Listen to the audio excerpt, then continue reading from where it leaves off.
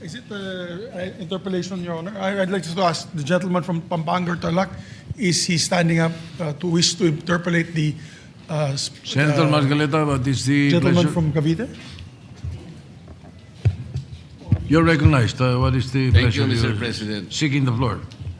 Unang-una, ako po yung nagtataka, Ginoong Pangulo, pagka po pala si Senator Ping Lacson ang magdi-deliver ng privilege speech, wala pa po tayong nate-take up na kahit ano.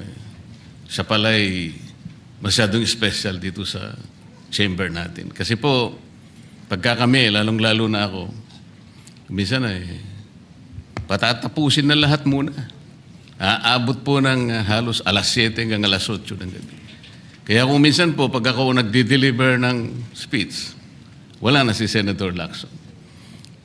Ganun po pala siya ka-importante. Majority Leader, I think you should answer that particular Yes, Mr. President, statement.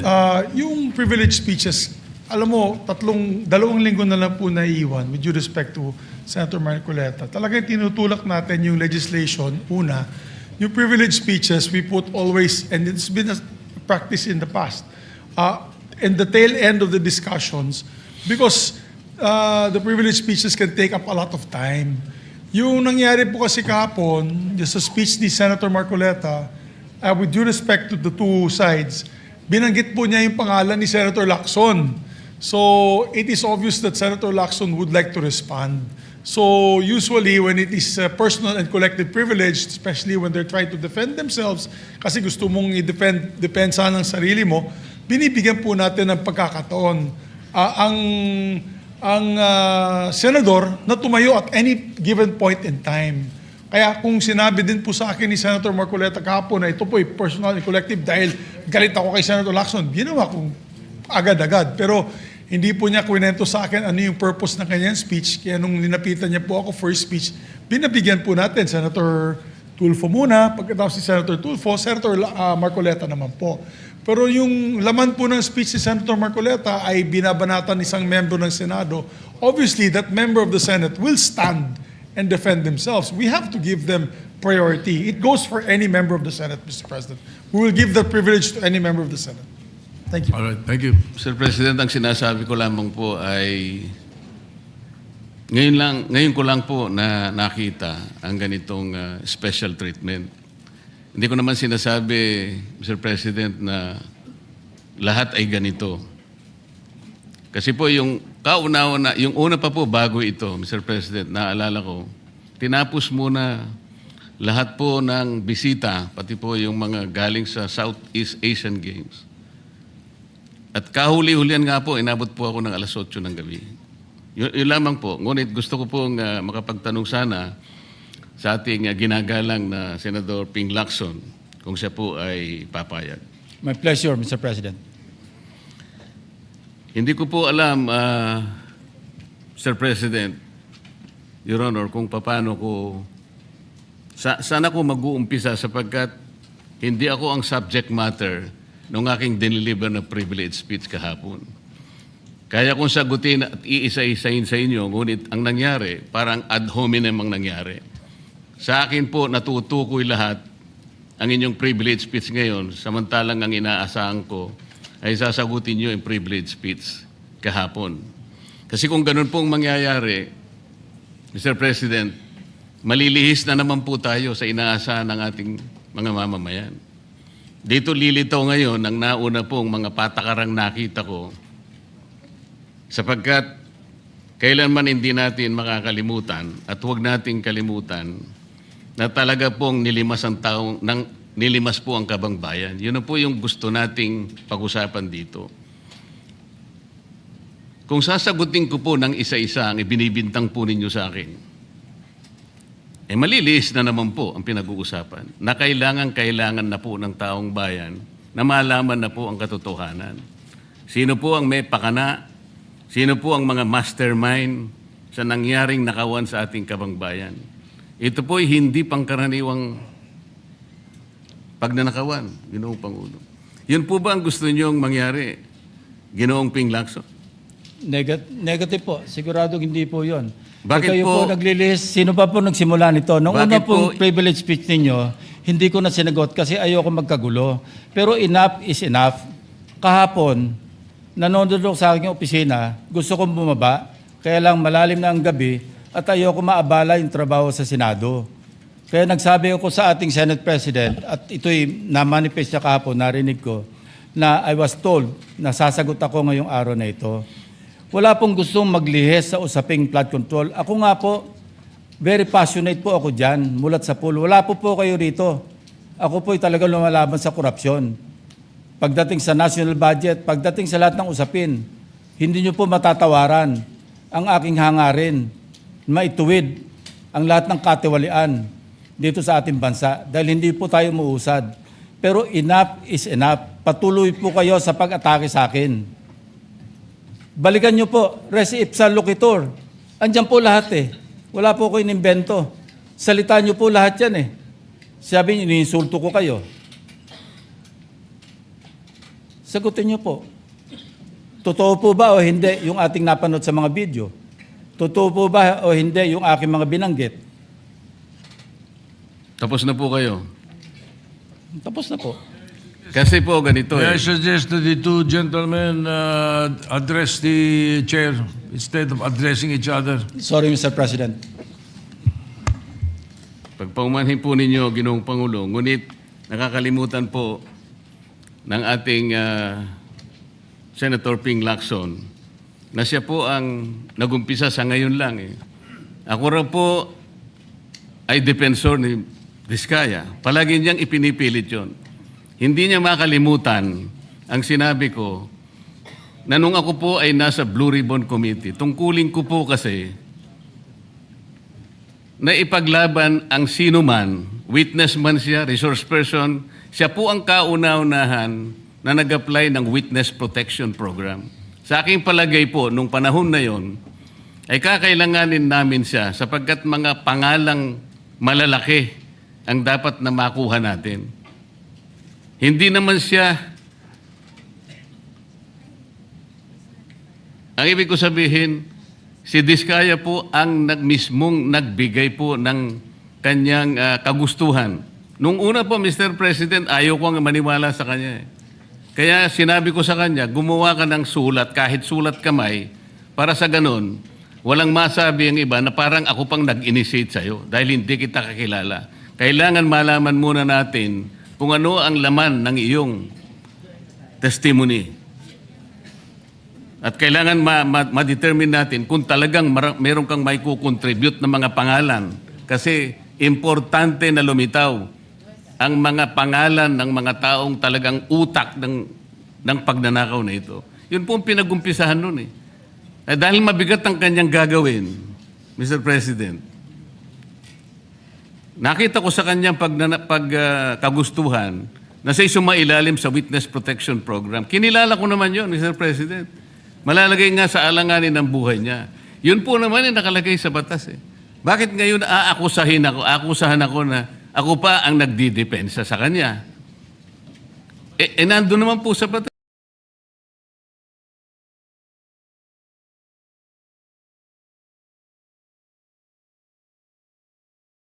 Pagnanakaw na ito. Yun po ang pinag-umpisahan nun eh. Dahil mabigat ang kanyang gagawin, Mr. President, nakita ko sa kanyang kagustuhan na siya sumailalim sa Witness Protection Program. Kinilala ko naman yun, Mr. President. Malalagay nga sa alanganin ng buhay niya. Yun po naman yung nakalagay sa batas eh. Bakit ngayon akusahan ako na ako pa ang nagdidepensa sa kanya? Nandun naman po sa batas eh. Kaya nga po nang ipilit po ng ating DOJ Secretary na pinipilit niya magkaroon ng restitution, sinabi ko huwag mong gagawin yan. Wala naman sa batas yan eh. Ipipilit ninyo sa pamagitan ng memorandum ninyo na kahit wala sa batas para siya maging katanggap-tanggap na witness protection program witness, ay gagawin niyong mag-restitute siya. Wala po sa batas yun, Mr. President. Yun po yung nilalaban ko. Kung napagkamalan niya na dinidepensahan ko, hindi po pwede yung ganon, Mr. President. So ngayon, hanggang ngayon, pati ba naman ng asawa ko na independent director, kakalantariin pa rito. Saan ba natin pag-uumpisa ng pag-uusap na ito? Pagkatapos, ipipilit na naman ninyo yung Kalayaan Island Group. Ano po ba patakaran dito, Mr. President? Ginoong Lacson? Kailangan bang samot-samot ang gagawin mo para sa isang privilege speech? Kayo po'y matagal na sa Senado. Alam ko po, kabisado nyo yung patakaran dito. Ang isang privilege speech nakatutok lang sa isang subject matter. Pero ang gagawin po ninyong samot-samot ito, at pagkatapos ay mag-uumpisa kayo na para bang ang nilalaman ng privilege speech ninyo puro ad hominem. Wala po tayong matatapos dito. Ang hangarin po natin dito ay yung subject matter na pinipilit natin sapagkat ito po ang inihintay ng taong bayan. Kung sasagutin ko po ng isa-isa at ang iba po'y sinagot ko na, ay lalayo po tayo.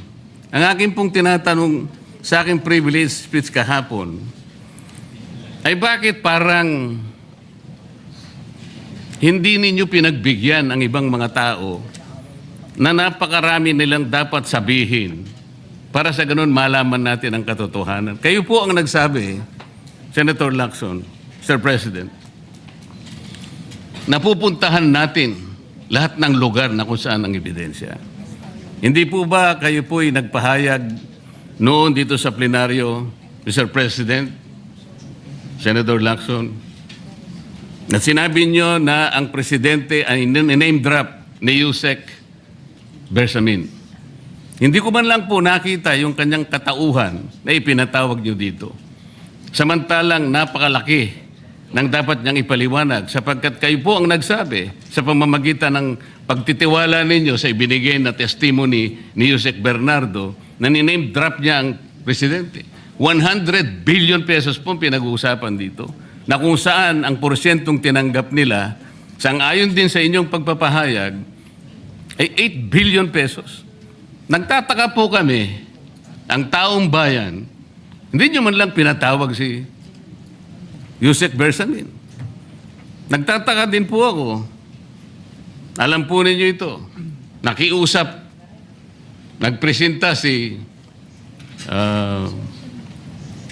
ex-Governor Chavit Singson. At iminungkahi ko po sa inyo at ang sabi nyo, sige po, sa susunod na pagdinig natin, ay iimbitahan natin siya. Sapagkat marami raw siyang gustong ibahagi sa ating pagdinig tungkol sa mga project sa Ilocos. Ngunit hindi po nyo tinawag. Yun po yung pinagtataka. Ito po yung gusto ko sanang sagutin ninyo. Sa akin po, wala nang kwenta kahit na ako'y patutsadahan ninyo, na ganito ako, ganito kami, ganyan. Hindi na po mahalaga sa akin yun eh. Ang mahalaga po, Mr. President, ang taong bayan ngayon na naghihintay ng kasagutan sa maraming katanungan nila kung magagawa pa natin na buklatin lahat ang dapat buklatin. Kilalanin kung sino dapat kilalanin. Ang gusto ko pa po sana, Mr. President, sana sagutin po ninyo, Senator Lacson. May I respond, Mr. President? May I respond, Mr. President? Yes, please, go ahead. Mr. President, Your Honor, have you read the partial committee report? Ganito po ang nangyari, Mr. No, have you read President. the partial committee report? That is my question, Mr. President. Binasa ko po, ngunit hindi ko po magawan ng paraan kung paano ko po itatrato.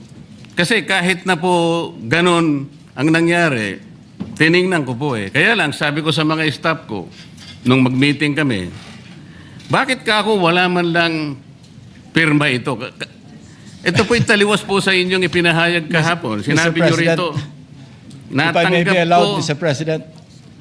Patapusin niyo muna ako para may paliwanag ko kung bakit hindi man lang ako sumagot sa inyo dito sa ibinigay niyong material na ito. Kasi sinabi po ninyo, for one, I have it on record that his office already received a copy of the BRC Partial Committee Report as early as February 11, both hard and soft copies, but he has not signed it, even with I dissent remark. It follows that as chairman, I was first to sign before routing the same contrary to his claim that I did not. Kahapon lang po namin nakita ito, Mr. President. Pero hawak ko po dito yung ipinrint naming kopya na nakuha lang namin sa isang link sa PDF document. Kami lang pong nag-print nun. Wala pong pirma. Mr. President, we assume that it came from the office of Senator Lacson or probably from the Blue Ribbon Committee. I would not assume otherwise. So sabi ko, kung walang pirma ito, wala man lang covering letter, ano bang gagawin namin dito? Gagawin ba nating banderitas ito? Ganun po ba yung pagbibigay ng isang importanteng dokumento? Kung inaakala po yung importante ito, bakit wala naman pong pirma man lang?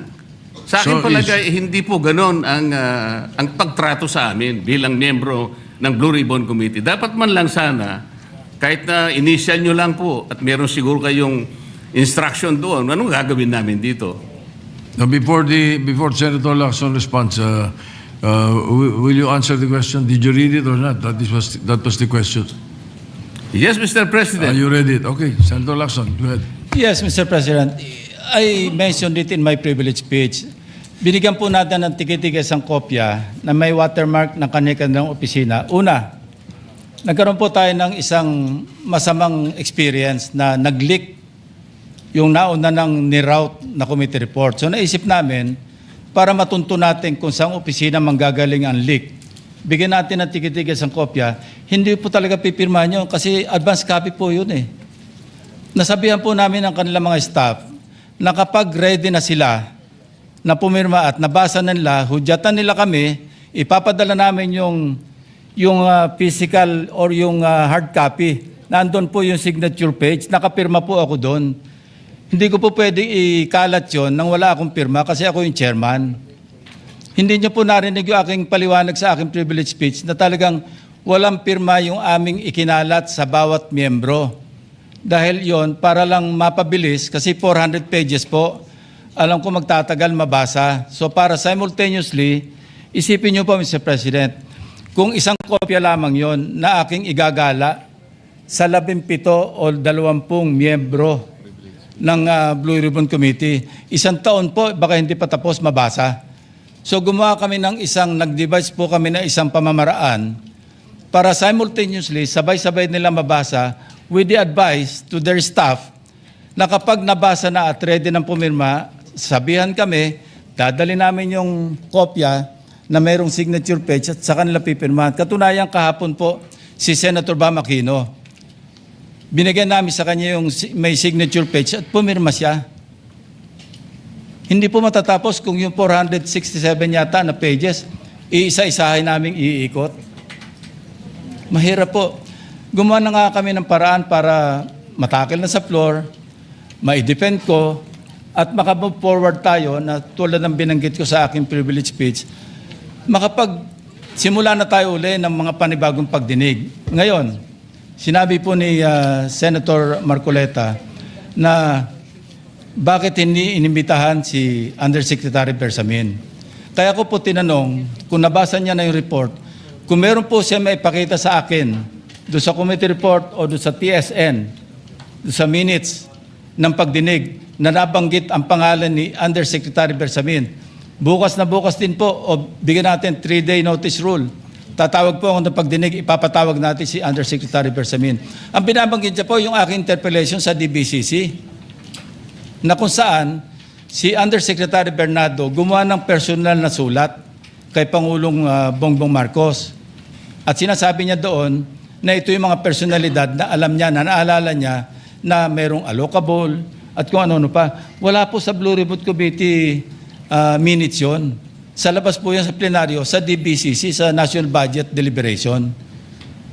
So kung may papakita po sa akin ng ating kasamahan, Senator Marcoleta, na mayroong isang mention sa affidavit o sa salaysay ni Undersecretary Bernardo na binanggit si Undersecretary Bersamin, di tumawag po tayo ng pagdinig at mag-motion siya na ipatawag kung sino man ang gusto niya ipatawag. Ngayon, si Governor Chavit Singson, wala naman pong paliwanag. Ano po yung ite-testify? Konektado po ba sa issue at hand, which is the flood control projects? Kung konektado po, sana sumulat po siya sa chairman at sinabi niya, ito yung lalamanin ng ite-testify o ito yung naka-attach yung draft affidavit ni Governor Chavit Singson. Sino naman ako para tumanggi? na ipatawag kung sino man yung resource person. Eh nagpadala nga siya ng surprise witness, siya lang nakakaalam eh.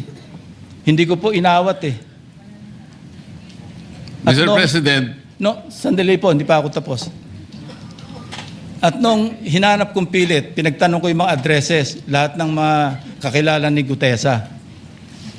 At inalam po namin sa pamamagitan ng CCTV footage, baka naman merong sumalubong o merong kasama na pwede natin matunton kung nasan si Gutesa. Ganun po kasi ang aking pagnanais na talagang get to the bottom of this issue. Pero bigla po nawala eh. Ano po magagawa ko? Mr. President, wala nga pong nakasulat dun sa transcript tungkol nga po dun sa binanggit niya sa plenary na pangalang Adrian Bersamin. Eh, paano nga pong mababanggit doon, Mr. President? Hindi nga niya pinatawag eh. Samantalang dapat niyang ipatawag, siya mismo ang nag-highlight. Isip-isipin po ninyo, nagawa po ni Senator Lacson na isama sa plenary debates ng ating 2026 budget. Ganun ka-importante ang bahagi na yon, Mr. President. Hindi ba dapat ipinahayag mo yun eh? Malaking bagay yun. Ibinulgar mo pa nga eh. There are 2 public officials I will reveal this morning. Ganun lang. Ba't hindi mo pinatawag? Kung pinatawag mo yun, malinaw na malinaw, nalagay sana sa transcript. Ganun lang naman ang ibig sabihin eh. Sa mga tweet, iniwasan po, Mr. President, para hindi malagay sa transcript. Pagkatapos ikakatwiran po ninyo, eh kung nasa transcript, di sana pinatawag ko. Baligtad po ang ginawa ninyo, Mr. President. Katulad din po sa 30 Nara Street sa South Forbes. Ilan po yung binanggit ng mga tao doon? Hindi ko po sinasabing totoo yun, pero for purposes of the inquiry and investigation, kung talagang ganun, kalawak ang inyong pananaw, dahil pati nga po yung pagpunta ni Gutesa, pati CCTV po pinakita ninyo. And dami po sana ang pagkakataon na nakita sana lahat ng mga binanggit ni Saldico na mga ginamit na sasakyan. Makikita doon sa pagitan ng alas 9 hanggang alas 10 ng umaga. Tawagin natin yung kung sino man yung security agency doon. Pero hindi po ninyo ginawa eh. Pero sasabihin po natin, you wanted to emphasize one point. Kung nasaan ang ebidensya, ay talagang pupuntahan natin. Kayo po ang inconsistent eh. Pagkatapos ako ang sasabihin ninyong inconsistent. Ang dami po eh. Nakiusap ako na, sabi nga natin, ang dami pong tumuturo sa pangalan ni Martin Romualdez. Inimbita po ninyo, hindi dumating, nakiusap ako, naimbitahan uli. Ang sabi po ninyo sa magitan ng inyong interview, eh kung pupunta siya rito, welcome. Kung hindi siya pupunta, wala tayong magagawa because of interparliamentary courtesy. Mr. President, hindi po karaniwang pagnanakaw ang nangyari sa kasaysayan ng ating bansa.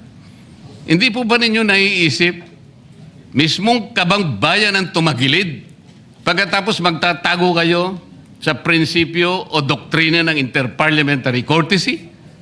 Kung ako po ang chairman ng Blue Ribbon Committee, Mr. Chair, Mr. President, hindi ko po igagalang interparliamentary immunity sapagkat ang pinag-uusapan dito ay interes ng mamamayan. Huwag po tayong magtago kung saan-saan. Sinabi po ninyo, Mr. President, Senator Lacson, yung Apostille Convention. Hindi ba pinahayag po ninyo sa isang pag-i-interview ninyo na kung si Saldico lamang ay makakuha ng isang subscribe statement, kahit sa Zoom lang, ipatatawag namin siya?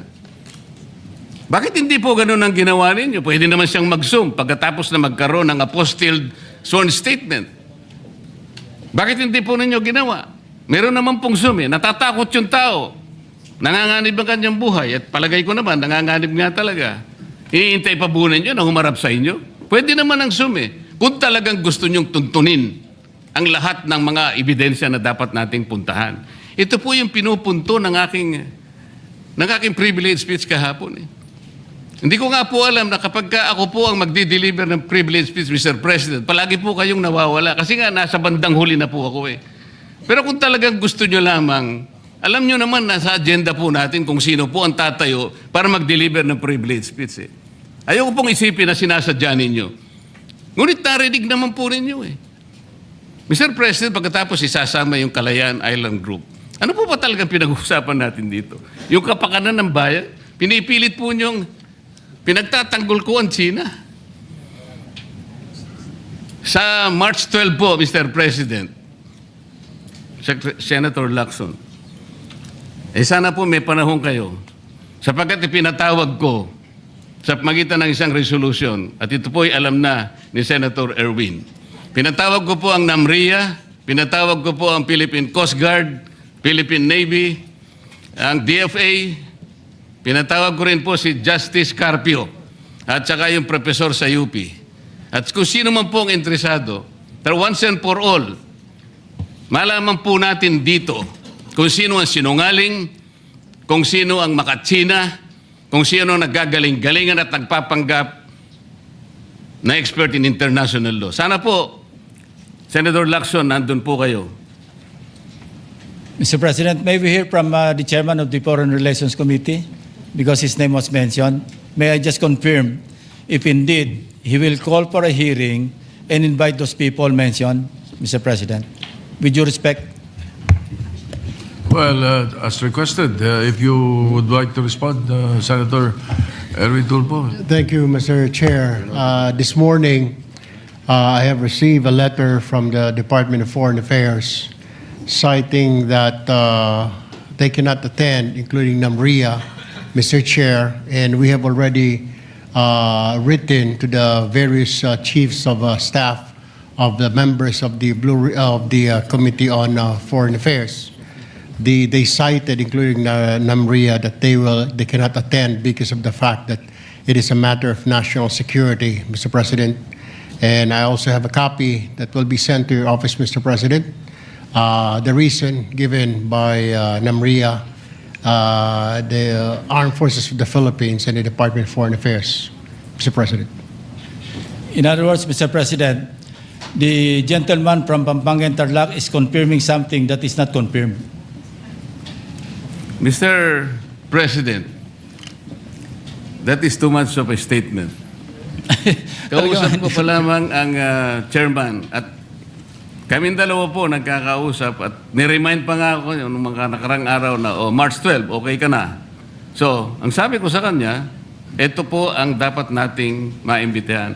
Bakit naman po nagkaroon ng issue sa national security ang pagdinig tungkol sa usapin sa West Philippine Sea? Mr. President? Ito na naman po ba ay patakaran para ilihis